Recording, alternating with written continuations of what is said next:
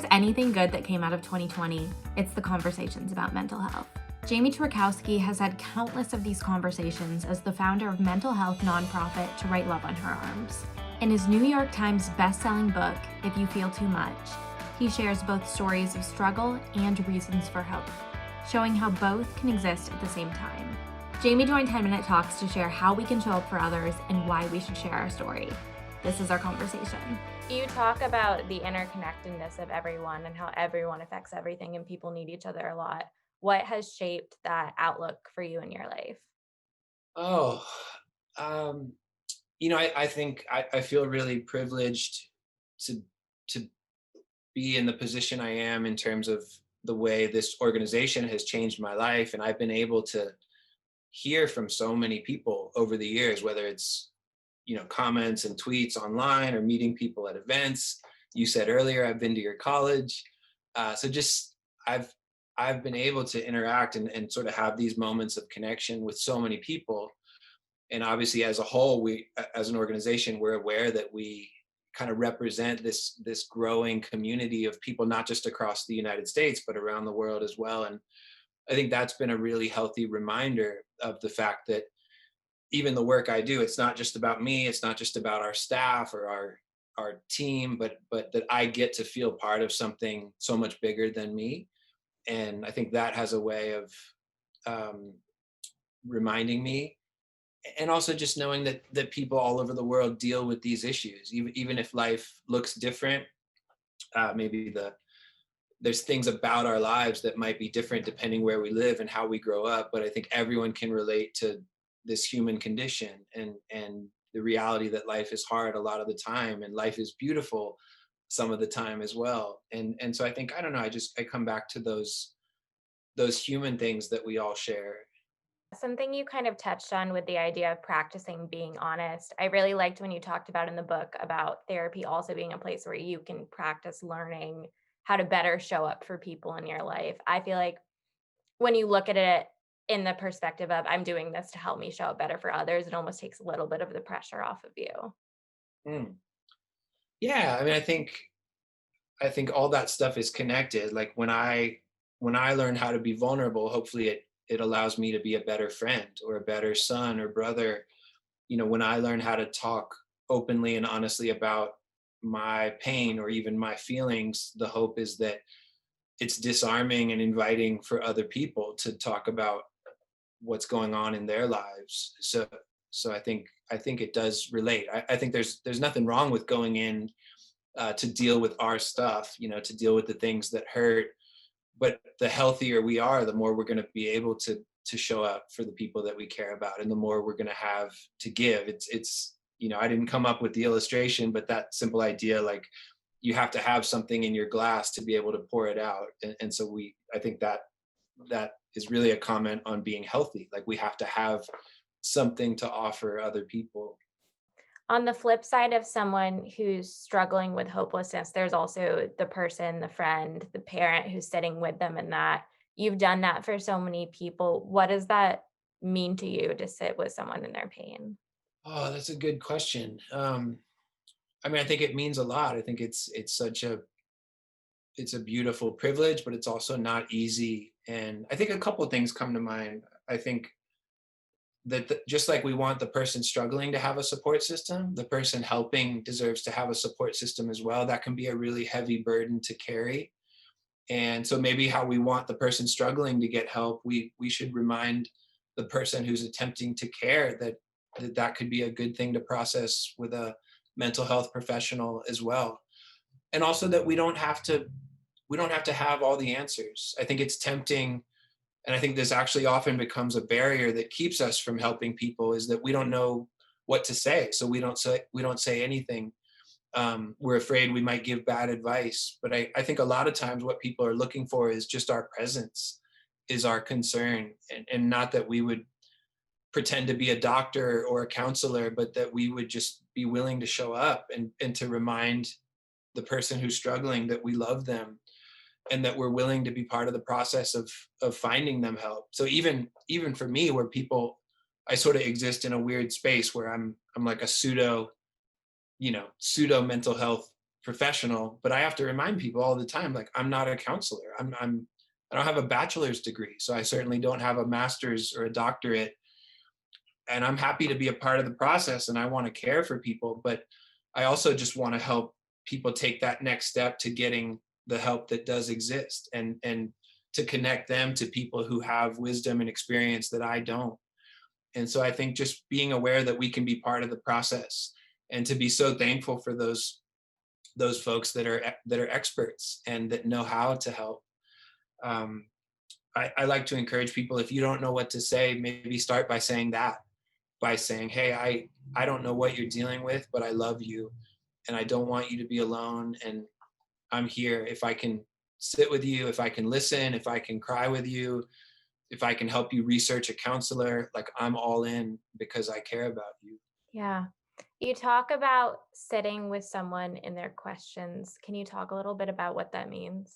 I think it's tempting to want to have answers, and that makes sense. Like, a question deserves an answer, but there's so many questions, especially as it relates to mental health, struggle, grief, pain.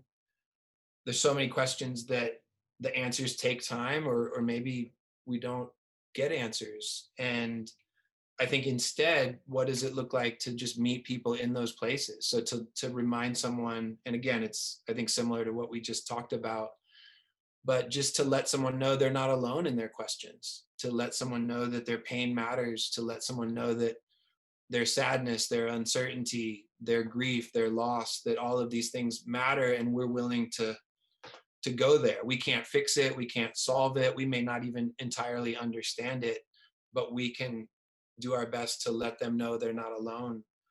And I think realistically, that's what so many people want and need, as it, when it comes to the really huge questions in our lives, breakups, cancer, divorce, just all these radical things that impact millions of people. um, a lot of times there's not a perfect speech to give, there's not a perfect explanation, but it's a really cool thing that we don't have to live these lives alone. This is a little bit of a side note, but have you read the book Learned Optimism? No. I feel Have like you? I feel Have like you? you should. It's a really good book. It's by the psychologist who founded the field of positive psychology, and he teaches you how to be a lifelong optimist in it. Okay. Yeah, Learned optimism. yeah, you should read it. Okay. But one of the things he talks about is why, particularly in America and in Western cultures, we experience depression more because we're so individual centric. And when Mm, you're only focused on yourself and your own problems, you can start to feel really alone and everything feels magnified.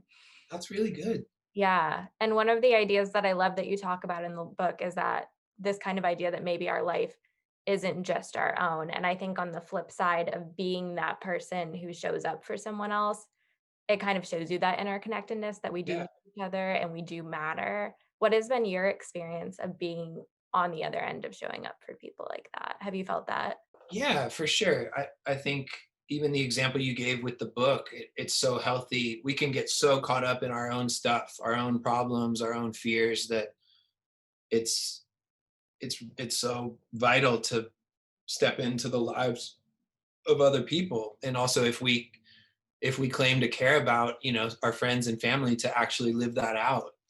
Um, and there's just so much connection that happens, like, when someone else is vulnerable, when someone else opens up about the fact and the ways that life is hard, and we get to do the same. Like, that's, to me, how people connect and build real relationships. It's like, kind of the joke that you don't become best friends because it's like, oh, your life's great, like, your life's oh, you got that promotion, everything's awesome, cool, like, I feel so close to. It's like we tend to connect over sharing things that are hard. It's like, wow, you went through this experience, I went through a similar experience, and wow, you felt that way, I felt this way. So yeah, I think, and you could call that shared life. um, but I think that stuff is so important. And yeah, I mean, I think that's loving people. And so I feel like that, to me, is one of the best things that happens on this planet. And so it's so worth it when we get to experience that. Yeah. And I think that gets back too to the idea of the importance of sharing your story with others. It can really only happen out of sharing your story, like out of, I know vulnerability is a word that gets thrown around a lot, but I think it's a good one. You know, it's like there's just so much power that can happen when someone chooses to be vulnerable, or even when we choose to be vulnerable, and hopefully it invites someone else to do the same. If we are someone who's struggling with mental health right now, or we're someone's friend or parent or otherwise, what are some resources we can go to? What would be kind of the first step in that? Yeah. There's a portion of our website that we're really proud of that we've worked on for years. I mean, in a way, we've been updating it since 2006, but it's the find help section of our site. It's TWLOHA.com/find help. And it's everything from 24-hour hotlines. We talk about our friends at Crisis Text Line the most. Anyone in the US or Canada, they're active in a few other countries as well, but you can send a text for free. It's private, confidential, 24 hours a day. You can get a response from a trained crisis counselor. You can enter your zip code and connect with local treatment centers, local counseling offices, support groups. So we love to remind people there's so many issues globally, here in the US, and then specifically in the community that you call home. And with our site, we've tried, it's in the last couple of years, we've added that a tool that allows people to search based on their zip code, because we know that people live in all sorts of places, and some people live in cities and other people live far from cities. So we love offering that. Yeah, there's just so much information that exists, but we'd love to invite people to our site. The Find Help page exists, but also in our blog, you're going to find stories that hopefully encourage you, and stories that uh, remind you that other people have been in the places that you are, or other people have been in the places where maybe someone you care about finds themselves right now. So we spend a lot of time updating that day after day, and would love to invite people. That was my conversation with Jamie. I hope it left you feeling hopeful, but also inspired to have these really hard but important conversations. For more mental health resources, you can check out the show description, and make sure to subscribe for more talks like this. If there's a specific person or topic that you want me to cover, let me know in the comments on YouTube, or leave a review on Apple Podcasts and let me know what you'd like to hear more about. Until next time, remember you're loved, you matter, and you've got this.